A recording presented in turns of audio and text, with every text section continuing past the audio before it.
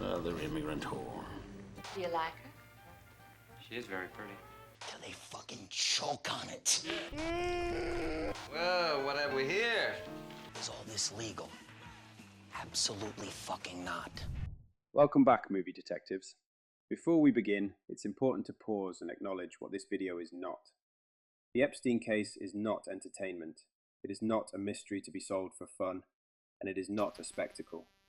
It involves real people whose lives were permanently altered by abuse, manipulation, and a system that failed to protect them.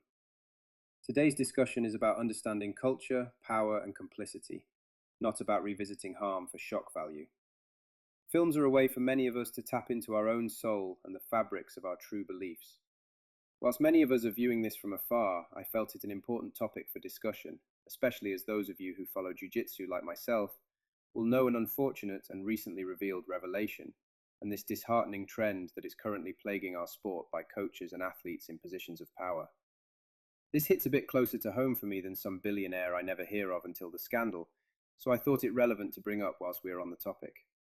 And the only way that we can make this stop, guys, is if we all hold these people accountable for what they're doing. I digress.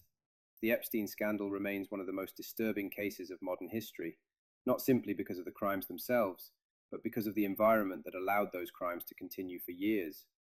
A wealthy financier was able to use his money, his connections, and his perceived legitimacy to operate in plain sight, protected by institutions that either looked away or failed to act. What makes the case unsettling is not just what happened, but how quietly it happened. When people say certain films feel predictive of Epstein, it's tempting to frame that as prophecy. But movies don't predict the future. What they often do, sometimes unintentionally, is reveal patterns that already exist beneath the surface of society. Long before Epstein's name became synonymous with abuse and corruption, filmmakers were already exploring the same dynamics.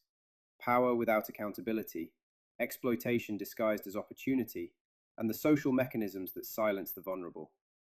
These films were often dismissed as exaggerated or disturbing fiction. In hindsight, they feel uncomfortable not because they were unrealistic, but because they were disturbingly familiar. One of the earliest examples is Pretty Baby, released in 1978. The film is controversial and for good reason, but its relevance lies not in provocation. It tells the story of a young girl growing up in a brothel, surrounded by adults who rationalize exploitation as culture, tradition, or art. I don't know anything except a man lying on top of me, scared to death I'm gonna get the little casino. What makes the film difficult to watch is not overt violence, but the calm normalization of abuse by those in positions of authority. No one in the film believes they are doing something wrong, and that is precisely the point. I know what to do. Leave me alone. This is where the parallel becomes meaningful. Survivors of Epstein's abuse have often described environments where exploitation was reframed as mentorship, modeling, education, or access to a better life. The harm did not occur in chaotic or obviously criminal settings. It occurred in curated spaces designed to appear respectable, aspirational, and safe. Pretty Baby captures how easily society can accept exploitation when it is presented in the right context and protected by the right people. All I want to hear from you is that I'm handsome, virile, generous, and kind. A particularly unsettling moment in the film involves the protagonist being coerced into a photography session, an experience portrayed not as violent, but as deeply unsettling and invasive. The lack of resistance from surrounding adults reinforces a dangerous truth. Abuse often persists not because it is unseen, but because it is tolerated. How old is she? Do you want to put me in jail? Moving forward several decades, The Girl with the Dragon Tattoo offers a different but equally important perspective. Rather than focusing on overt exploitation, the film examines how abuse survives within systems of power. Bullies, the most detestable collection of people that you will ever meet. It portrays a world where violence is hidden behind legal complexity, wealth, and reputation, and where those who attempt to expose it are discredited, threatened, or ignored. That's a lie. Lisbeth Salander's character embodies the long-term psychological cost of abuse and the institutional failures that compound it. Her story echoes what many Epstein survivors have described: being disbelieved, minimized, or treated as inconvenient rather than harmed. The film emphasizes that predators rarely operate alone. They are often surrounded by networks of protection, lawyers, executives, social norms, and people who benefit from not asking questions. We can talk or we can just get on with it. This idea of protection through status becomes even clearer when we look at The Wolf of Wall Street. Unlike the other films, this one doesn't focus directly on abuse.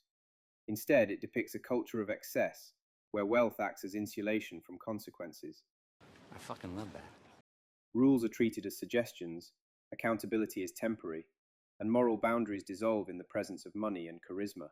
The show goes on! This cultural environment helps explain how someone like Epstein was able to avoid meaningful consequences for so long. His power did not come from secrecy alone, but from belonging to a social class that was rarely scrutinized in the same way as everyone else. The film exposes how society often confuses success with legitimacy, and how that confusion creates space for exploitation to thrive unchecked. Technically, I didn't bribe anybody. It's worth noting that many of these films were criticized when they were released. Some were accused of being excessive, sensational, or morally questionable. In many cases, those criticisms were valid. But looking back now, it becomes clear that they were also revealing something deeper about what society was willing to overlook. These stories were uncomfortable because they mirrored realities people preferred not to examine too closely. Art does not predict crimes. What it does is reflect values, anxieties, and blind spots. When films repeatedly depict exploitation as inevitable, seductive, or untouchable, they reinforce the idea that some people exist beyond accountability. Over time, that narrative seeps into real-world behavior, shaping what is questioned and what is quietly accepted. The Epstein scandal forces us to confront uncomfortable truths, not just about one individual, but about the culture that surrounded him. It asks us to examine who is believed, who is protected, and whose suffering is considered inconvenient. These films matter now because they remind us that the warning signs were always there, embedded in stories we labeled as fiction. If these movies feel prophetic today, it is not because they foresaw a specific scandal. It is because they captured patterns of power and silence that continue to repeat themselves. And that is why revisiting them now is not about entertainment. It is about awareness, responsibility, and the hope that recognizing these patterns might prevent them from being ignored again. If you've seen these films, and they've changed how you think about power, accountability, or cultural blind spots, I welcome thoughtful discussion in the comments. And if you want more film analysis that goes beyond surface-level connections and asks harder questions, consider subscribing. So until next time, remember. I mean, I got nothing to hide.